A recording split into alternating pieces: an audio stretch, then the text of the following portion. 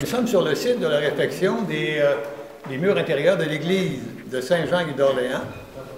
Alors, nous avons avec nous le maître d'œuvre de ce travail de grande envergure, M. Richard Hamel de Saint-François, qui n'en est pas ses premières armes, parce qu'en plus de 31 ans de carrière, il a réalisé au-delà de 118 interventions sur des bâtiments religieux à travers toute la province de Québec. Alors, quelle sera la durée de ces travaux, M. Hamel? Généralement, c'est à peu près de 6 semaines. Là, actuellement, les travaux sont prévus pour être terminés autour du 15 décembre. OK. Ouais. Puis un travail aussi délicat que ça, M. Hamel, demande quel genre de planification? Quelles sont les étapes de l'intervention que vous faites ici? Premièrement, il faut, étant donné qu'on est dans un monument historique, il faut trouver, faire une recherche. Et puis, pour trouver qu'est-ce qu'il y avait comme couleur à l'origine, ou pour s'inspirer un peu de ce qu'il y avait dans ce monument-là, dans les autres peintures, les autres interventions. OK. Et puis, après ça, il faut préparer un projet, une maquette qu'il faut présenter au ministère des Affaires culturelles ainsi qu'au diocèse de Québec pour avoir les permis nécessaires à l'exécution des travaux. Justement, M. Hamel, vous avez avec vous cette maquette qui nous permettrait de voir quelles sont les teintes qui ont été sélectionnées pour redonner un air de jeunesse à l'intérieur de l'église de Saint-Jean. Oui. En bas, là, on peut voir des sondages ici. D'accord.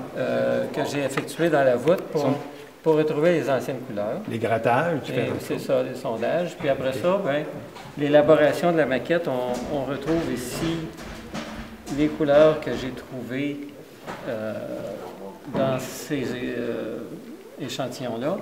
Puis j'ai reproduit sur la maquette les couleurs retrouvées pour pouvoir démontrer aux différentes instances qu'est-ce que ça va avoir l'air un coup fini. Ouais. C'est ça. Maintenant, en plus de la peinture, M. Hamel, il y a d'autres interventions qui sont certainement faites. Par exemple, au niveau des dorures sur les colonnes et des caissons. Qu'est-ce qu'on fait à ce moment-là? Oui, les dorures sont nettoyées. Et puis, après ça, sont conservées, sont découpées. Et puis, il y a certaines dorures qui avaient été bronzées à ce moment-là, comme dans le baptistère, au fond. On va pouvoir refaire ces dorures-là. Puis, l'entrepreneur, ici, il est compétent pour refaire ça. OK. Et pour les autels et la chaire, parce qu'on voit actuellement des ouvriers en train de travailler sur l'autel. Alors, quel type d'intervention font-ils actuellement? C'est seulement, c'est découper les couleurs. L'autel est repeint en blanc, alors toute la dorure a été nettoyée, puis maintenant ils font le découpage de la dorure, et puis ils repeignent les autels. OK. Et concernant les boiseries, particulièrement autour du baptistère, quelle intervention vous allez faire? Actuellement, on a des faux finis dans les portes, et puis les boiseries qui ont été peintes ici avaient sûrement des faux finis autrefois. Donc, on va refaire les faux finis, on va reproduire les faux finis des portes sur les boiseries et tout autour de l'église. Et qu'est-ce qui va arriver aux bancs? Alors, les bancs vont être revernis, vont être restaurés, revernis, nettoyés et puis revernis. Et c'est une intervention qui va être complétée à quel moment cette année? La peinture intérieure, là, on est le 3 aujourd'hui, décembre.